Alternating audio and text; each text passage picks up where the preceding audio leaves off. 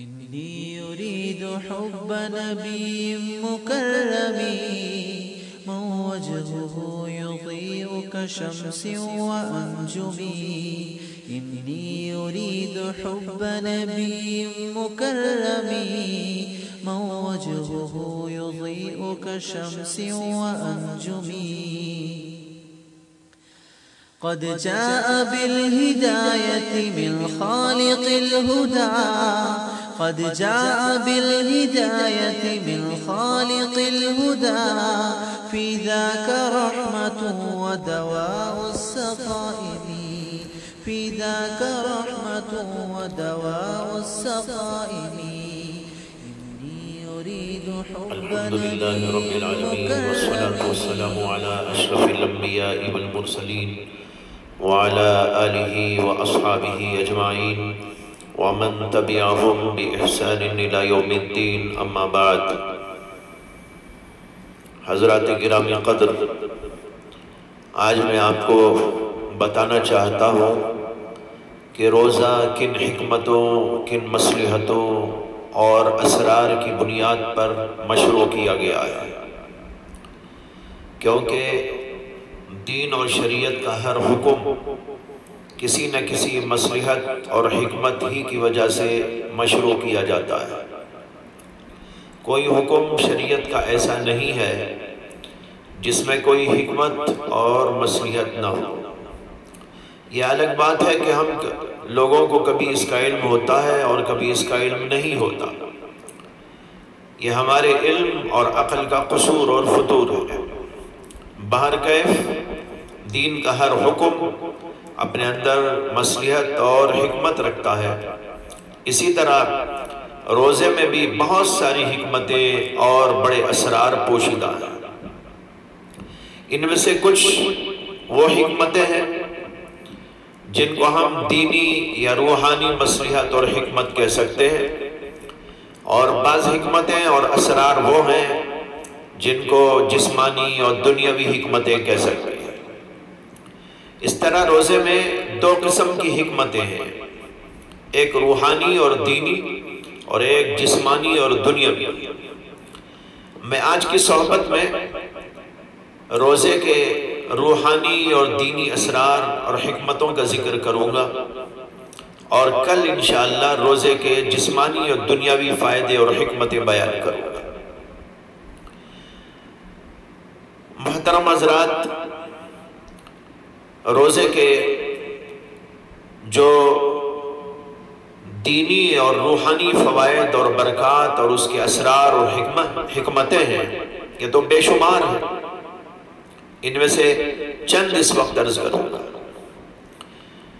روزے کی پہلی حکمت یہ ہے کہ اس سے انسان میں ملکیت یعنی فرشتوں والی صفات غالب آ جاتی ہے۔ اس کو اس طرح سمجھیے کہ انسان کے اندر چار قسم کی صفات پائی جاتی ہے۔ ایک حیوانوں کی صفات، دوسرے درندوں کی صفات، تیسرے شیطانوں کی صفات، اور چوتھے فرشتوں کی صفات۔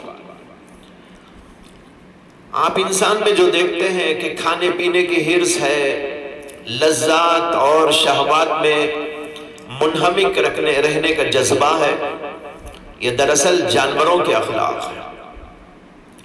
اور جو ہم دیکھتے ہیں کہ انسان میں غصہ ہے، انتقام کا جذبہ ہے، مار توڑ اور لڑائی اور جھگڑے کی صفت ہے، یہ درندوں کے اوصاف ہیں۔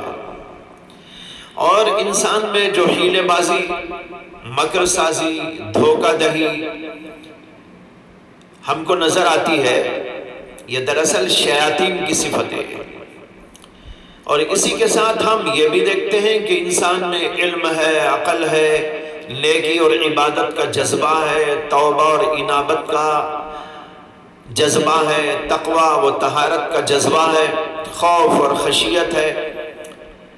یہ اچھی اچھی صفات جو انسان میں پائی جاتی ہیں، یہ سب ملائکہ اور فرشتوں کے کمالات ہیں۔ اس طرح انسان میں اللہ تعالیٰ نے اپنی حکمت سے یہ مختلف قسم کی صفات اور اخلاق رکھ دیے، مگر ساتھ ساتھ ہم کو حکم دیا گیا ہے کہ ان سب میں فرشتوں کے اوصاف اور کمالات کو اپنے اندر غالب کرو، تاکہ تم میں عبادت اور نیکی کا ذوق ابھرنے لگے، خوف اور خشیت غالب ہو جائے، اور تم میں تقویٰ و پاکیزگی کی شان نظر آنے لگے۔ اور دوسری صفات جانوروں کی، درندوں کی اور شیطانوں کی، اس کو مغلوب کرو اور کمزور کرو۔ اگر ایسا نہیں کرو گے تو انسان بظاہر انسان ہونے کے باوجود کبھی جانور جیسے کام کرنے لگتا ہے، کھایا پیا اور سویا اور اپنی لذت کو پورا کر لیا اور ختم۔ اس کی زندگی کا مقصد صرف یہی ہوتا ہے جیسے کہ جانوروں کا۔ اور کبھی وہ جنگل کا درندہ جیسا بن کر لڑتا ہے، جھگڑتا ہے، قتل و غارت گیری کرتا نظر آتا ہے۔ اور کبھی ایسا ہوتا ہے کہ شیطان کی عیاری اور مکاری اس کے اندر نظر آنے لگتی ہے، بلکہ وہ اس میں اور آگے بڑھ جاتا ہے، یہاں تک کہ شیطان بھی اس سے شرمانے لگتا ہے۔ دیکھیے آج دنیا میں انسان ہی ہے جو جانور سے بدتر ہو چکا ہے، درندوں سے بڑا درندہ بن گیا ہے، اور شیطان سے بڑا مکار اور عیار ہو گیا ہے۔ لہٰذا ضروری تھا کہ انسان میں فرشتوں والی صفات کو غالب کر دیا جائے، تاکہ وہ ایک بہترین انسان ہو، اس کے اندر خوف ہو، اس کے اندر خشیت ہو، اس کے اندر نیکی ہو، اس کے اندر عبادت کا ذوق ہو، ذکر اور فکر ہو، عقل مندی ہو، اور اچھے اچھے کام کرنے کی اس کے اندر صلاحیت ہو۔ وہ جانور بن کر نہ رہ جائے، درندہ بن کر نہ رہ جائے، شیطان بن کر نہ رہ جائے۔ بھائیوں، اب سوال یہ ہے کہ انسان کی اس اندرونی حقیقت کو بدلتے ہوئے اس کے اندر فرشتوں والی صفات کو غالب کرنے کی تدبیر کیا ہے، اس کا طریقہ کیا ہے، جس سے ہم میں فرشتوں کی صفات غالب ہو جائے اور ہم نیکی کے راستے پر پڑ جائیں، اور ہم جانور پن، درندہ پن اور شیطانیت جو اپنے اندر رکھتے ہیں اس کو کمزور کر دیں۔ محترم حضرات، اس کا طریقہ یہی ہے کہ آدمی فرشتوں کی طرح کھانے پینے اور لذات اور خواہشات سے بچے اور پرہیز کرے، اور اس کی ایک خاص مدت مقرر ہو، اور اس مدت کے اندر وہ اس کی مشق کرتا رہے۔ یہی اللہ تعالیٰ نے ہمیں روزے کی شکل میں طریقہ عطا فرمایا ہے کہ 1 ماہ تک نہ کھاؤ نہ پیو، حتیٰ کہ اپنی بیویوں سے بھی علیحدہ رہو، کیونکہ کھانا اور پینا اور شہوات اور لذات میں منہمک رہنا انسان کے اندر جانوروں کے اخلاق کو، درندوں کے اوصاف کو ترقی دیتا ہے۔ پھر اس کے نتیجے میں انسان شیطانی ہنر یعنی مکاری اور عیاری سیکھنے پہ اتر آتا ہے۔ لہذا ہم کو حکم دیا گیا کھانے پینے اور لذات و شہوات میں انہماک سے بچ کر اور عبادت اور اذکار سے اپنے نفس میں فرشتوں کے اوصاف کو غالب کرو۔ اللہ اکبر، کس قدر بڑی حکمت ہے روزے میں۔ اے کاش کہ ہم اس کو اچھی طرح سمجھ لیں اور سمجھ کر اس پر عمل کریں۔ اگر یوں سمجھ کر ہم روزہ رکھا کریں گے تو ہمارا روزہ واقعی روزہ ہوگا۔ غرض یہ ہے کہ روزہ رکھ کر انسان اپنے اندر فرشتوں والے صفات و کمالات پیدا کر لیتا ہے، اور حیوانیت اور درندگیت اور شیطانیت سے دور ہو جاتا ہے۔ اس غرض اور حکمت سے روزے کو مشروع کیا گیا ہے۔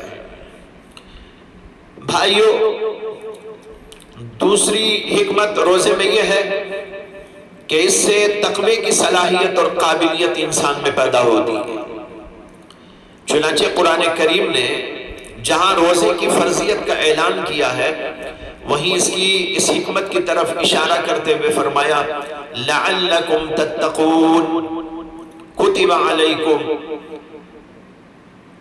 علیکم الصیام کما کتب علی الذین من قبلکم لعلکم تتقون۔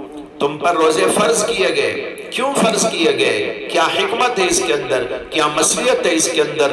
کہتے ہیں تاکہ تم تقویٰ پیدا کر لو۔ اس آیت کریمہ میں روزے کی مشروعیت کی ایک اہم ترین اور خاص حکمت اور مصلحت کی طرف اشارہ کیا ہے کہ روزے کی فرضیت اس وجہ سے کی گئی کہ انسان میں تقویٰ پیدا ہو جائے، کیونکہ ہم کو معلوم ہے کہ روزے میں ان چیزوں کو بھی حرام کر دیا جاتا ہے جو سال بھر انسان کے لیے حلال ہوتی ہے، چنانچہ کھانا، پانی، دیگر کھانے اور پینے کی چیزیں، اور اپنی بیوی سے جماع و لذت اندوزی، یہ سب چیزیں مباح تھی، حلال تھی، جائز تھی، اور سال بھر یہ سب کام جائز تھے، لیکن روزے میں یہ چیزیں حرام کر دی جاتی ہیں۔ اس لیے مومن بندہ روزہ رکھ کر 1 ماہ تک ان سے بالکل یا پرہیز کرتا ہے، ان کے قریب نہیں جاتا، حتیٰ کہ ایک دانہ نہیں کھاتا، اور 1 قطرہ پانی اپنے حلق کے نیچے اتارنا نہیں چاہتا۔ غور کیجئے کہ وہ ایسا کیوں کرتا ہے؟ کیونکہ وہ جانتا ہے کہ وہ روزے کی حالت میں خالق کائنات نے اس کے اوپر ان چیزوں کو حرام کر دیا ہے، لہذا مجھے یہ چیزیں نہیں کھانا ہے، نہیں استعمال کرنا ہے۔ صرف اللہ کی خاطر وہ ان چیزوں کو رمضان کے اندر چھوڑ دیتا ہے۔ غور کیجئے کہ جب اللہ کے حکم پر اور اللہ کی محبت میں اس نے حلال چیزوں کو ترک کر دیا اور چھوڑ دیا، اور بھوک اور پیاس کی شدت اس کے پائے استقلال میں کوئی جنبش نہیں پیدا کر سکی، اور وہ اپنے نفسانی تقاضوں کو دباتا رہا، اور وہ برابر اپنے نفس کا مقابلہ کرتا رہا، تو اس کے اندر ایک قوت اور طاقت پیدا ہو جاتی ہے جس سے وہ حرام کردہ چیزوں سے بھی پرہیز کرنے میں کامیاب ہو جاتا ہے۔ جب وہ دیکھتا ہے کہ میں نے اللہ کے لیے حلال کو چھوڑا تو میں حرام کی طرف کیوں جاؤں، میں غلط کام کی طرف کیوں جاؤں؟ کیونکہ جو اللہ کے لیے حلال چیزوں کو چھوڑ دیتا ہے، کیا وہ اللہ کی حرام کردہ اور ہمیشہ کے لیے حرام کردہ چیزوں کی طرف لپک سکتا ہے؟ اگر واقعی روزے دار روزہ رکھتا ہو اور صحیح معنی میں روزہ رکھتا ہو تو ظاہر ہے کہ وہ ہرگز حرام چیزوں کی طرف نہیں لپک سکتا، کیونکہ وہ روزہ رکھ کر اور اس میں حلال چیزوں کو ترک کر کے اپنے نفس کو ایسا مغلوب اور کمزور کر چکا ہے کہ وہ حرام کاموں اور حرام چیزوں کی طرف کبھی توجہ نہیں کر سکتا۔ اور یہی حاصل ہے روزے کا کہ انسان ان چیزوں سے اپنے آپ کو بچائے جن سے خدا کی ناراضگی ہوتی ہے۔ تو حاصل یہ ہوا کہ روزہ ایک ایسی عبادت ہے جس سے انسان کے اندر تقوی کی روح پیدا ہوتی ہے، اور وہ سال بھر بلکہ عمر بھر اس کے ذریعے سے خدا کی معصیتوں اور نافرمانیوں سے بچتا رہتا ہے۔ یہ ہے ایک بڑی روحانی و دینی مصلحت اور حکمت جس کی وجہ سے روزے کو مشروع کیا گیا۔ بھائیو، روزے کی ایک تیسری حکمت اور مصلحت ہے، اور وہ یہ ہے کہ اس سے بندے میں صبر کا مادہ پیدا ہوتا ہے، کیونکہ روزے میں اس کو بھوک لگتی ہے، پیاس لگتی ہے، اور اس کی وجہ سے طبیعت میں کھانے و پینے کا تقاضا پیدا ہوتا ہے، نفسانی تقاضے پیدا ہوتے ہیں، مگر روزے کی وجہ سے بندہ اس نفسانی تقاضے کو دباتا اور صبر کرتا ہے۔ جب مسلسل نفس کو دبانے کا سلسلہ جاری رہتا ہے تو انسان کے اندر صبر کا مادہ پیدا ہو جاتا ہے، اور بندہ اپنے نفس کے خلاف پیش آنے والی باتوں کو برداشت کرنے کی قوت و صلاحیت اپنے اندر پیدا کر لیتا ہے۔ اور ہم سب جانتے ہیں کہ انسان کو اپنی زندگی میں بے شمار موقعوں پر صبر کرنا پڑتا ہے، بغیر صبر کے کوئی زندگی نہیں گزار سکتا، بلکہ انسان کو صبر کی ضرورت زندگی کے ہر مرحلے میں پڑتی ہے۔ اور یہ صبر کتنی بڑی چیز ہے اس کا اندازہ قرآن و حدیث سے لگایا جا سکتا ہے، جن میں صبر کی فضیلتوں کا بہت تفصیل کے ساتھ ذکر کیا گیا۔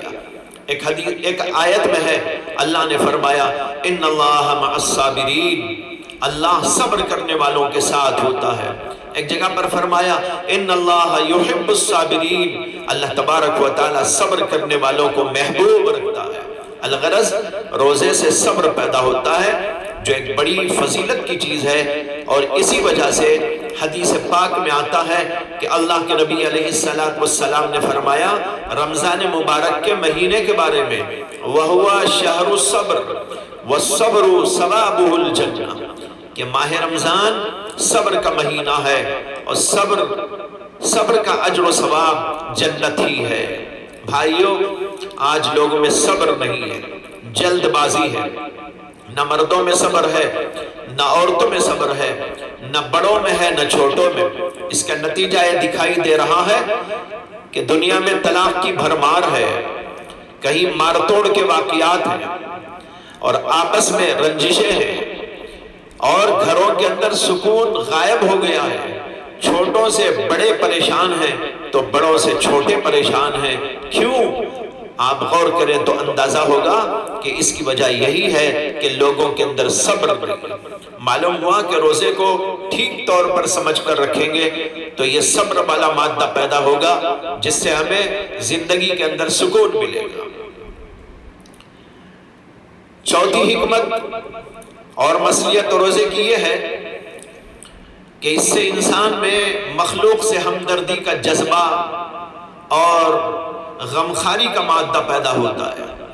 اس طرح کہ جب انسان روزہ رکھتا ہے تو وہ روزے کی حالت میں بھوک اور پیاس محسوس کرتا ہے، اور بسا اوقات اس احساس میں شدت پیدا ہو جاتی ہے، بڑی تیز بھوک لگتی ہے، بہت تیز پیاس لگتی ہے، مگر چونکہ وہ روزے میں کھا پی نہیں سکتا اور اپنی بھوک اور پیاس کو نہیں بجھا سکتا، ختم نہیں کر سکتا، اس لیے اس میں لمحہ بلمحہ اضافہ ہی ہوتا جاتا ہے۔ اس حالت میں وہ ضرور بالضرور یہ سوچنے پر مجبور ہو جاتا ہے کہ بہت سے میرے بھائی، بہت سے رشتہ دار، دوست احباب، پڑوسی اور دیگر انسان اپنے فقر اور فاقے کی وجہ سے، اپنی غربت اور تنگ دستی کی وجہ سے کھانے پینے کا سامان نہیں اپنے پاس میں رکھتے اور اس کا بندوبست نہیں کر سکتے، اور بھوک اور پیاس کی اس مصیبت میں مبتلا ہوتے ہیں جس سے میں اس وقت دوچار ہو رہا ہوں۔ جب مجھے کچھ گھنٹے نہ کھانے نہ پینے کی وجہ سے یہ پریشانی ہو رہی ہے، تو اور انسان جو فقر و فاقے میں مبتلا رہتے ہیں اور ان کے بچے فقر و فاقے میں مبتلا رہتے ہیں، ان کو کیسی اذیت ہوتی ہوگی، کیسی تکلیف ہوتی ہوگی، یہ سوچ کر وہ ایک طرف اللہ کی نعمتوں کی شکر گزاری کے جذبات سے لبریز ہو جاتا ہے، تو دوسری طرف فقراء اور مساکین سے ہمدردی و غمخاری کے جذبات سے بھی پر ہو جاتا ہے، جس کے نتیجے میں وہ ان کی امداد اور نصرت کرتا ہے اور ان کو آسودہ کرنے کی کوشش کرتا ہے۔ یہی وجہ ہے کہ اللہ کے نبی علیہ السلام نے رمضان مبارک کے مہینے کے بارے میں یہ فرمایا وَهُوَ شَهْرُ الْمُوَاسَاةِ کہ رمضان ہمدردی و غمخاری کا مہینہ ہے۔ یہ کہنے کے بعد آپ نے یوں فرمایا، روزے دار کو افطار کرانے کی فضیلت بتاتے ہوئے، من فطر فیہ صائما کان مغفرۃ لذنوبہ وعتق رقبتہ من النار وکان لہ مثل اجرہ من غیر ان ینقص من اجرہ شیء۔ اس کا ترجمہ یہ ہے کہ آپ نے فرمایا کہ جو شخص کسی روزے دار کو رمضان میں افطار کرائے گا، وہ اس کے لیے گناہوں کا کفارہ بن جائے گا، اس کے گناہوں کے لیے مغفرت کا سامان بن جائے گا، دوزخ سے خود کو آزاد کرانے کا ذریعہ بن جائے گا، اور روزے دار کے اجر میں کچھ کمی کیے بغیر اسے بھی روزے دار کے اجر کے برابر اجر دیا جائے گا۔ معلوم ہوا کہ اس کا ایک فائدہ یہ ہے کہ انسان کے اندر ہمدردی و غمخاری پیدا ہو۔ یہ چند اہم فائدے اور حکمتیں دینی اور روحانی لحاظ سے روزے کی بیان کی گئی، لہذا ہمیں چاہیے کہ تمام باتیں اپنے اندر پیدا کرنے کی کوشش کریں، روزے کی حقیقت کو جانیں اور یہ اسرار اور حکمتیں اپنے اندر پیدا کریں۔ اللہ تعالی ہمیں سمجھنے اور اس کو اپنے اندر پیدا کرنے کی توفیق عطا فرمائے۔ وآخر دعوانا ان الحمد للہ رب العالمین۔